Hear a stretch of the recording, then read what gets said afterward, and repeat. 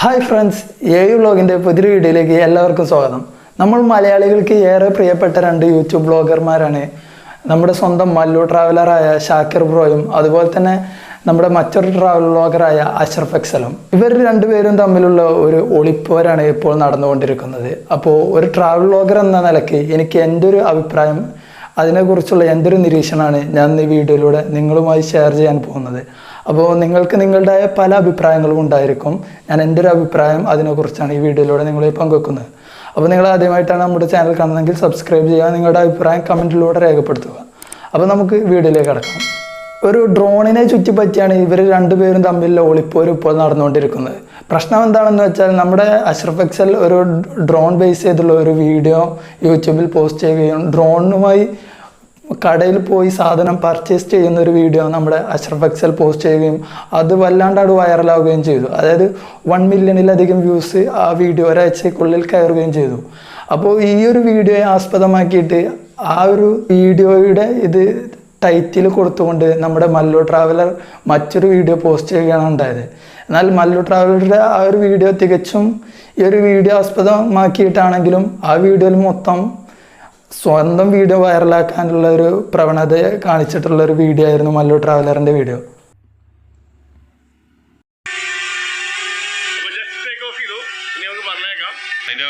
സെൻട്രലുള്ള ആ ബിൽഡിങ്ങിന്റെ സെൻട്രലുള്ള സ്പേസ്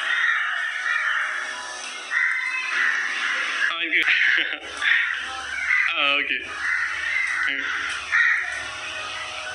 ഓ very good very good very good കുറച്ചുപള്ളി. Okay, thank you. ആയിക്കോട്ടെ ആയിക്കോട്ടെ, ശരി. അപ്പോൾ ശരി ശരി ശരി, ബൈ ബൈ ബൈ ബൈ.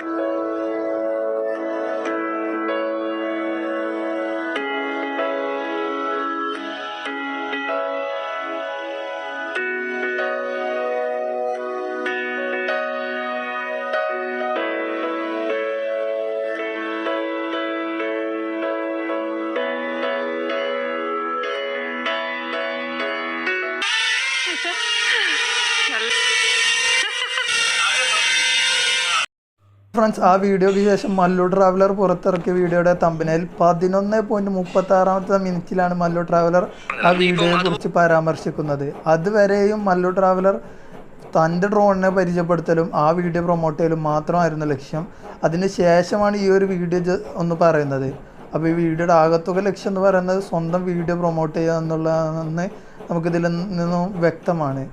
കൂടാതെ മല്ലു ട്രാവലർ ഈ വീഡിയോയിൽ കമൻ്റ് എല്ലാം ടേൺ ഓഫും ചെയ്തിട്ടുണ്ട്. അതുപോലെ നിങ്ങൾക്കിപ്പോൾ ഓക്കെ, നിങ്ങളെല്ലാവരുടെ കയ്യിലും ഡ്രോൺ ഉണ്ടാവും.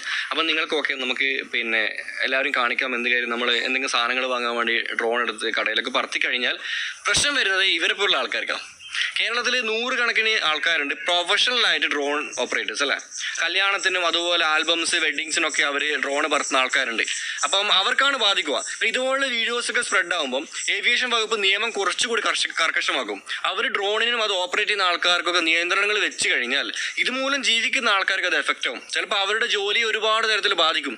നമ്മൾ മനസ്സിലാക്കേണ്ടത് കിലോ കണക്കിന് ഭാരമുള്ള സാധനങ്ങൾ പൊക്കാൻ പറ്റുന്ന ഡ്രോണുകൾ ഇന്ന് കേരളത്തിലുണ്ട്, ഇല്ലേ? ഉണ്ട്. ഡ്രോൺ അസോസിയേഷൻ്റെ കയ്യിലുണ്ട്, അവരെടുത്തുണ്ട്. ഈവൻ ചങ്ങാതി തന്നെ വിചാരിച്ചാൽ നമുക്കത് ബിൽഡ് ചെയ്യാൻ പറ്റും. പക്ഷെങ്കിൽ അവർ ഇതുപോലുള്ള ഡ്രോണുകൾ ഒരിക്കലും ഒരു പബ്ലിക് ഒരു സ്റ്റണ്ടിന് വേണ്ടി ഉപയോഗിക്കുന്നില്ല. അതൊരു പബ്ലിക് ഒരു പരസ്യത്തിന് വേണ്ടി ഒന്നും അവർ ഉപയോഗിക്കുന്നില്ല. അവർ ഉപയോഗിച്ചിട്ടുള്ളത് ഒന്ന് കഴിഞ്ഞ വെള്ളപ്പൊക്കത്തിൻ്റെ സമയത്ത് പിന്നെ സാധനങ്ങളൊക്കെ പാസ് ചെയ്യാനും അതിന് ഇതിനൊക്കെ ഉപയോഗിച്ചിട്ടുണ്ട് അന്ന്, അല്ലടാ? അതെ അതെ. അന്ന് ഗവൺമെൻറ് ആവശ്യത്തിനോ അതുപോലെ പോലീസ് ഡിപ്പാർട്ട്മെൻറ്റിനോ അതുമല്ല നമ്മുടെ ഡിസാസ്റ്റർ മാനേജ്മെൻറ്റിനോ ഉപയോഗിക്കുന്നതിൽ ഒരു തെറ്റില്ല. കാരണം അതിന് അവർക്കത് ഉപയോഗിക്കാനുള്ള അനുമതിയുണ്ട്. ഇപ്പോൾ പ്രൈവറ്റ് എക്യുപ്മെൻ്റ് ആണെങ്കിൽ പോലും അവർക്കത് അവരുടെ ആവശ്യത്തിന് വേണ്ടി ഉപയോഗിക്കാൻ പറ്റും. പക്ഷേ നമ്മൾ പ്രൈവറ്റ് ആയിട്ട് ഇതുപോലെ വീഡിയോ കാണിക്കാനും ഷോ കാണിക്കാനും ഉപയോഗിക്കുന്നത് തികച്ചും നിയമപരമല്ല. നിയമപരമ അല്ല എന്ന് മാത്രമല്ല, പലരുടെയും കഞ്ഞിയിൽ മണ്ണിടുന്നതിന് തുല്യമാണ്. അതാണ് കേട്ടോ ഞാൻ വീഡിയോയിൽ ഇത് ഇടാൻ കാരണം എനിക്ക് ഈ ഒരു വിഷയം ഒരുപാട് ആൾക്കാർ എനിക്ക് മെസ്സേജ് അയച്ചിരുന്നു. മിനിയിൽ സാധനം കൊണ്ട് പോയിട്ട് മിനിയിലൂടെ അത് വന്നിട്ടുണ്ടായിരുന്നു, പത്രത്തിൽ അത് കൃത്യമായിട്ട് കൊടുത്തിട്ടുണ്ടായിരുന്നു. അങ്ങനെ പറത്തുന്നതും കാര്യങ്ങളും ഇതുപോലെ പേലോഡ് എടുത്തുകൊണ്ട് എന്തെങ്കിലും സാധനങ്ങൾ വാങ്ങാനോ അങ്ങനെയുള്ള കാര്യങ്ങൾക്കൊക്കെ ഡ്രോൺ യൂസ് ചെയ്യുന്നത് നിയമവിരുദ്ധമാണ് എന്ന് പറഞ്ഞ് തന്നെ പറഞ്ഞിട്ടുണ്ടായിരുന്നു. കാരണം മുമ്പേ ആമസോണും അതുപോലെയുള്ള വൻകിട കമ്പനികൾ പോലും ഇതിന് ട്രൈ ചെയ്തിട്ടുണ്ട് അങ്ങനെ ഒരു സാധനം പെർമിഷൻ കിട്ടാൻ വേണ്ടിയിട്ട്. പക്ഷേ അങ്ങനെയുള്ള പ്രശ്നം കാരണം എന്നല്ല, അങ്ങനെയുള്ളത് ഒഴിവാക്കാൻ വേണ്ടി തന്നെയാണ് ഈ നിയമം ഈ രീതിയിൽ കൊണ്ടുവന്നിരിക്കുന്നത്. കാരണം അതിന് ഒരുപാട് നിയമവശങ്ങളുണ്ട്. നമ്മളിപ്പോൾ റോഡിലൊരു ട്രാക്കിലൂടെയാണ് വണ്ടി ഓടിക്കുന്നത്, അതുപോലെയല്ല ഡ്രോൺ നമ്മളിപ്പോൾ ഓടിക്കുന്നത്. അതിന് കൃത്യമായിട്ട് ട്രാക്ക് നിർമ്മിക്കണം, കാര്യങ്ങളുണ്ട്, അതിൻ്റെ റൂട്ട് മാപ്പ് കാര്യങ്ങളൊക്കെ ബിൽഡ് ചെയ്യാനുണ്ട്. അതൊക്കെ DGCയുടെ നിയമപരപ്പെടുന്നതാണ്. നമ്മളിപ്പം സ്വന്തം വീടിൻ്റെ മുകളിലാണെങ്കിൽ പോലും ആ എയർ സ്പേസ് എന്ന് പറയുന്നത് DGCയുടെ അധികാര പരിധിയാണ്. അപ്പോൾ അതിനകത്ത് പറത്തണമെന്നുണ്ടെങ്കിൽ നമുക്ക് പെർമിഷൻ എടുത്തേ പറ്റുള്ളൂ. പിന്നെ എവിടുന്ന് പെർമിഷൻ കിട്ടും എന്നുള്ള ചോദ്യത്തിന് അത് DGC എന്ന് തന്നെ എടുക്കണം. അപ്പോൾ മനസ്സിലായല്ലോ, നമ്മൾ ഈ ഷോപ്പറിൽ അരി വാങ്ങാൻ പോയാൽ എന്ത് സംഭവിക്കും. ഇപ്പോൾ മനസ്സിലായി എന്താണ് സംഭവിക്കുക എന്നുള്ളത്. അതാണ് ഇന്നത്തെ ഒരു വീഡിയോൻ്റെ മെയിൻ പോയിന്റ് കേട്ടോ. പിന്നെ അതുപോലെ എല്ലാവരും കെയർ ചെയ്യുക, ആരും വേണ്ടാത്ത പണിക്കൊന്നും പോകരുത്, മറ്റുള്ളവരെ കഞ്ഞിയിൽ പാറ്റിയിടാതിരിക്കുക. ചാനലിൽ 4-5 ദിവസം മുമ്പ് ഞാനൊരു വീഡിയോ അപ്ലോഡ് ചെയ്തിരുന്നു. നമ്മുടെ ഈ DJI Mavic Air എന്ന ഡ്രോൺ ഉപയോഗിച്ചിട്ട് തൊട്ടടുത്തുള്ള സൂപ്പർ മാർക്കറ്റിൽ പോയിട്ട് 1-2 ചെറിയ സാധനങ്ങൾ വാങ്ങി വരുന്ന വീഡിയോ. അത് ഞാൻ പ്രതീക്ഷിച്ചതിനേക്കാളൊക്കെ ഒരുപാട് പേര് കണ്ടു. കുറേ മാധ്യമങ്ങളിലൊക്കെ വാർത്തയൊക്കെ വന്നു, കുറേ പേര് ഷെയർ ചെയ്തു. അതിനകത്ത് ഒരുപാട് പേര് പലതരത്തിലുള്ള കമൻസ് ഒക്കെ ചെയ്തിരുന്നു. അതിനകത്ത് കുറച്ച് കമൻസ് ഈ രൂപത്തിലാണ്: 50 രൂപയുടെ സാധനം വാങ്ങാനാണോടാ നീ ഈ 1 ലക്ഷം രൂപ ചിലവാക്കി ഡ്രോൺ വാങ്ങിച്ചത്? അതുപോലെ നിന്റെ ആ ഡ്രോണിൽ 10 കിലോ അരി കൊണ്ടുവരാൻ പറ്റുമോ? ഈ ഡ്രോണില്ലാത്തവന്മാർ എങ്ങനെ സാധനം വാങ്ങിക്കും എന്നൊക്കെയുള്ള കുറേ ക്വസ്റ്റ്യൻസ് ഒക്കെ ഉണ്ടായിരുന്നു.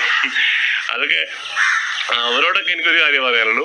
അതായത് ഞാൻ സ്ഥിരമായിട്ട് എൻ്റെ വീട്ടിലേക്ക് അരിയും പഞ്ചസാരയും ചായപ്പൊടിയും വെളിച്ചെണ്ണയും വാങ്ങുന്നത് ഒരിക്കലും ഈ ഡ്രോൺ ഉപയോഗിച്ചിട്ടല്ല. ഇതൊരു എക്സ്പെരിമെൻറ്റ് എന്ന നിലയ്ക്ക് ചെയ്തതായിരുന്നു ഞാൻ അതിനകത്ത് പറഞ്ഞിരുന്നു. അതല്ലാതെ അതിനപ്പുറം അതിനകത്ത് എൻ്റെ സ്നേഹിക്കുന്ന കുറേ സുഹൃത്തുക്കൾ വേറെ രീതിയിൽ ചില കാര്യങ്ങൾ പറഞ്ഞിരുന്നു. അതായത് അഷ്റഫിന് ഡ്രോൺ ഉപയോഗിച്ചിട്ട് പണി കിട്ടിയത് ഇനി മതിയായില്ലേ എന്ന രീതിയിൽ. അതുകൊണ്ട് ചില കാര്യങ്ങൾ അത് സംബന്ധിച്ചിട്ട് പറയാനും തോന്നി. ഞാൻ ഈ റൂട്ട് റെക്കോർഡ്സ് എന്ന ചാനൽ തുടങ്ങുന്ന സമയത്ത് കുറേ എക്യുപ്മെൻറ്റ്സ് വാങ്ങുമ്പോൾ ലോൺ എടുത്തിട്ടാണ് കുറേ പൈസ അതിന് ഒപ്പിച്ചത്.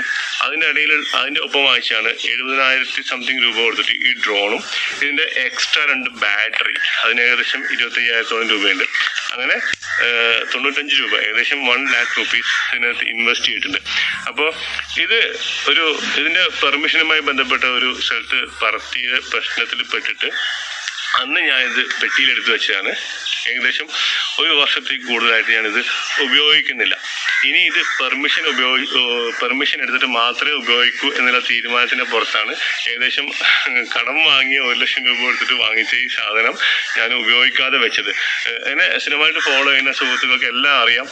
അവർ പലപ്പോഴും എന്നോട് പറയാറുണ്ട്, എന്താണ് ഇപ്പോൾ വീഡിയോകളിലൊന്നും ഡ്രോൺ ഷോട്ട്സ് ഇല്ലാത്തത്. അതിൻ്റെ ഒരു പ്രധാനപ്പെട്ട കാരണം ഇതും കൂടിയാണ്. ഇനി പെർമിഷൻ എടുത്ത് മാത്രം ഇത് ചെയ്യാം എന്നുള്ളൊരു തീരുമാനം കൂടിയാണ് അതിൻ്റെ പിന്നിലുണ്ടായിരുന്നത്.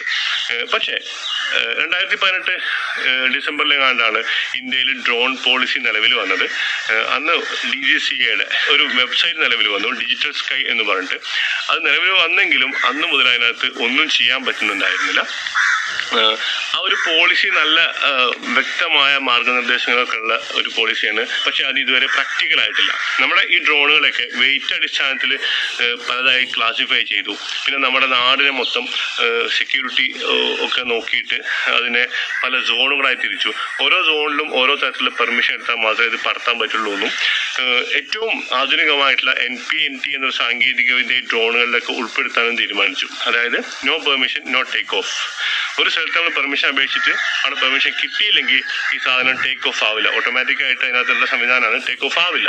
അപ്പോൾ ഒരു എന്താ പറയുക, നിയമം തെറ്റിക്കുന്ന ഒരു പ്രശ്നം വരാൻ പോകുന്നില്ല. നല്ലൊരു പോളിസി ആയിരുന്നു, നല്ല മാർഗനിർദ്ദേശങ്ങളായിരുന്നു. പക്ഷെ അതൊന്നും ഇതുവരെ പ്രാക്ടിക്കൽ ആയിട്ടില്ല. നമ്മുടെ ഡിജിറ്റൽ സ്കൈൻ്റെ വെബ്സൈറ്റിൽ ഡ്രോണുകൾ രജിസ്റ്റർ ചെയ്യാനുള്ള സംവിധാനം ഈ അടുത്ത് ഉണ്ടായിരുന്നു. ഒരു ഡെഡ് ലൈൻ വെച്ചിട്ട് അവർ കൊടുത്തിരുന്നു. കുറേ പേർക്കൊക്കെ രജിസ്റ്റർ ചെയ്യാൻ പറ്റി. പക്ഷേ ഏറ്റവും അടുത്തൊരു ഡേറ്റ് ആയതുകൊണ്ട് കുറേ പേർക്ക് രജിസ്റ്റർ ചെയ്യാൻ പറ്റിയില്ല. കാരണം കുറേ പേര് ഇത് 1 വർഷത്തിലധികമായി ട്രൈ ചെയ്തുകൊണ്ടിരിക്കുകയാണ്. അപ്പോൾ പിന്നെ ആ ഒരു സംഗതി അവർ മറന്നിട്ടുണ്ട്. അപ്പോൾ ഡെഡ് ലൈൻ ഉള്ള കാര്യം ആരും അറിഞ്ഞില്ല, കുറേ പേര് അറിഞ്ഞില്ല. അതുകൊണ്ട് കുറേ പേർക്ക് രജിസ്റ്റർ ചെയ്യാൻ പറ്റിയില്ല. പക്ഷേ രജിസ്റ്റർ ചെയ്യാൻ പറ്റിയവർക്ക് പോലും ഇത് പറത്താനുള്ള പെർമിഷൻ കൊടുക്കുന്ന സംവിധാനം ഇതുവരെ അതിനകത്ത് ആക്ടിവേറ്റ് ആയിട്ടില്ല, ഇംപ്ലിമെൻറ്റ് ചെയ്തിട്ടില്ല. അതുകൊണ്ട് അതൊക്കെയാണ് ഇത് പറത്താനെടുക്കുന്ന പെർമിഷൻ്റെ സംബന്ധിച്ച കാര്യങ്ങൾ. പക്ഷേ നമ്മളിത് ചെയ്തത് ഈ ഒരു വർഷത്തിനിപ്പുറം ഞാൻ എൻ്റെ ഡ്രോൺ പൊടി തട്ടിയെടുത്തത് ഞാനും എൻ്റെ ഫ്രണ്ട് ഷമീർ ഉണ്ട്, കോട്ടയത്തുള്ള T3 ബ്ലോഗ്സ് എന്ന് പറയുന്ന ഷമീർ ബ്രോ. അവനും ഞാനും കൂടി പ്ലാൻ ചെയ്തതായിരുന്നു. അതായത് നമ്മൾ ഈ ലോക്ക്ഡൗൺ കാലത്ത് ഒരുപാട് ഈ കാര്യങ്ങൾ സിംബോളിക്കായിട്ട് ചെയ്യുന്നുണ്ട്. ഇപ്പം നമ്മൾ പ്രധാനമന്ത്രിയുടെ ആഹ്വാനപ്രകാരം കുറേ പേര് പ്ലേറ്റിൽ അടിച്ചു. അതുപോലെ തന്നെ വേറൊരു സമയത്ത് എന്തിനായിരുന്നു ആരോഗ്യ പ്രവർത്തകരെ അഭിനന്ദിക്കാൻ വേണ്ടിയിട്ട് സിംബോളിക്കായിട്ട് ചെയ്തതാണ്. വേറൊരു സമയത്ത് ദീപം കത്തിച്ചു, സിംബോളിക്കായിട്ട് ചെയ്തതാണ്. അതുപോലെ ഞാനും ഷമീറും കൂടി ആലോചിച്ചാണ് ഈ സ്റ്റേ ഹോം സ്റ്റേ സേഫ് എന്നതിനെ സിംബോളിക്കായിട്ട് നമുക്ക് ഇങ്ങനെ ഒന്ന് പറഞ്ഞാലോ. അതായത് സാധനം വാങ്ങാൻ പുറത്തു പോവാതെ ഡ്രോൺ ഉപയോഗിച്ചിട്ട് സാധനം വാങ്ങുന്നു. ആലോചിച്ചാൽ വലിയ കാര്യമൊന്നുമില്ല, പക്ഷേ അങ്ങനെ ഒരു സിംബോളിക്കായിട്ടൊരു കാര്യം ചെയ്യുന്നു. അതിനോടൊപ്പം തന്നെ ഒരു എക്സ്പെരിമെൻറ്റ്, ഒരു രസത്തിന് ഇങ്ങനെ ചെയ്താൽ എങ്ങനെ ഉണ്ടാവുമെന്നും കൂടി നോക്കാം എന്നും കൂടി വിചാരിച്ചിട്ടാണ് നമ്മൾ ആ വീഡിയോ ചെയ്തത്, ആ ഒരു ആക്ഷൻ ചെയ്തത്. അത് നമ്മൾ ചെയ്തത് എങ്ങനെയാണെന്ന് വെച്ച് കഴിഞ്ഞാൽ, ഞാൻ എൻ്റെ വീടിൻ്റെ കുറച്ചപ്പുറത്തുള്ള ഒരു സൂപ്പർ മാർക്കറ്റിലേക്കാണ് ഡ്രോണിനെ പറഞ്ഞയച്ചത്. അതായത് എനിക്ക് കണ്ണ് കെട്ടിയാൽ എനിക്ക് പോകാൻ പറ്റുന്ന രീതിയിൽ അത്രയും പരിചിതമായിട്ടുള്ള സ്ഥലമാണ്. അവിടെയൊക്കെ പോയി നോക്കിയിട്ട് അവിടെ തടസ്സങ്ങൾ എന്തെങ്കിലും ഉണ്ടോ എന്നൊക്കെ നോക്കിയിട്ട് വളരെ വ്യക്തമായിട്ട് പഠിച്ച് പ്ലാൻ ചെയ്തിട്ട് മാത്രം ഒരു അപകടം ഉണ്ടാവില്ല എന്ന് ഉറപ്പ് വരുത്തിയിട്ടാണ് ഞാൻ ചെയ്തത്.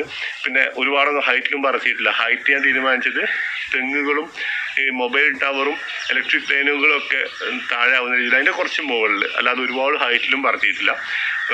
ഇത്രയും പൈസ കൊടുത്തിട്ട് വാങ്ങിയ സാധനം നശിപ്പിക്കാൻ എനിക്കൊന്നും താല്പര്യം ഉണ്ടാവില്ലല്ലോ. അപ്പോൾ അത്രയും സേഫ്റ്റി ഒക്കെ നോക്കിയിട്ട് വളരെ ശ്രദ്ധിച്ചിട്ട് വളരെ സമയത്ത് പ്ലാൻ ചെയ്തിട്ട് ചെയ്തൊരു കാര്യമായിരുന്നു. അത് അങ്ങനെയൊക്കെ ആണെങ്കിൽ പോലും അതിനകത്ത് വേറെ ചെറിയൊരു തെറ്റുണ്ട്. അത് ഞാനിത് ചെയ്തതിന് ശേഷമാണ് മനസ്സിലാക്കിയത്. DGCAയുടെ നിയമപ്രകാരം നമ്മുടെ ഡ്രോണുകൾ ഉപയോഗിക്കേണ്ടത് ഏരിയൽ ഫിലിമിങ്ങിന് വേണ്ടി മാത്രമാണ്. അതിനകത്ത് ക്യാമറ അല്ലാതെ മറ്റൊരു അഡീഷണൽ പേലോഡ് അനുവദിക്കില്ല, പാടില്ല എന്നാണ് നിയമം. അപ്പം നമ്മൾ ഇതിനകത്ത് തൂക്കിയിട്ട ആ ഒരു കവറ് അഡീഷണൽ പേലോഡാണ്. അതൊരു തെറ്റാണ്. ഞാൻ ഈ വീഡിയോ വന്നതിന് ശേഷമാണ് ഒരു വാർത്ത ശ്രദ്ധിച്ചത്.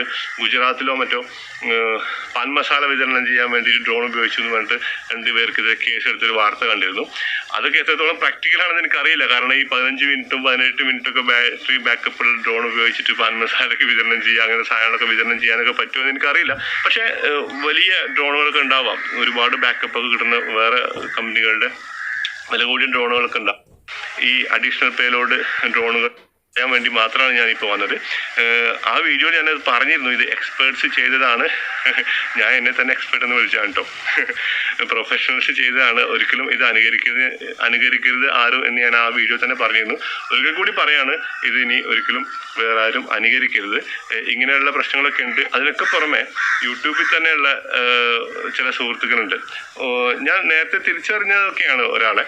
അപ്പോൾ അവരൊക്കെ നമ്മുടെ തോളോട് തോൾ ചേർന്ന് നമ്മുടെ കൂടെ നിൽക്കുന്നു, നമുക്ക് വേണ്ടിയിട്ടൊക്കെ നമ്മുടെ നല്ലതിന് വേണ്ടിയിട്ടൊക്കെ നിൽക്കുന്നു എന്നൊക്കെ നമുക്ക് തോന്നിപ്പിക്കുമെങ്കിലും, പബ്ലിക്കായിട്ടും പേഴ്സണലി ഒക്കെ തോന്നിപ്പിക്കുമെങ്കിലും, എന്തെങ്കിലും ഒരു ചാൻസ് കിട്ടിയാൽ നമുക്ക് പണി തരാൻ വേണ്ടി കാത്തിരിക്കുന്ന ആൾക്കാരൊക്കെയാണ്. അവരൊക്കെ ഞാൻ ചില സമയത്ത്, അതായത് 1-2 പ്രാവശ്യം ഫീൽഡ് ആവുന്ന സമയത്തൊക്കെ തിരിച്ചറിഞ്ഞതൊക്കെ ഉണ്ട്. അപ്പോൾ അവരുടെയൊക്കെ ഇടയിൽ നമുക്ക് ഇങ്ങനെയുള്ള പുലിവാലികളൊന്നും വേണ്ട. അപ്പോൾ ഞാൻ വീണ്ടും പറയാണ്, ഇത് എൻ്റെ വീഡിയോ കണ്ടതിന് ശേഷം ആരും അതുപോലെ അനുകരിക്കരുത്, അത് തെറ്റാണ്. അപ്പോൾ അത്തരം കാര്യങ്ങളൊന്നും നമുക്ക് വേണ്ട.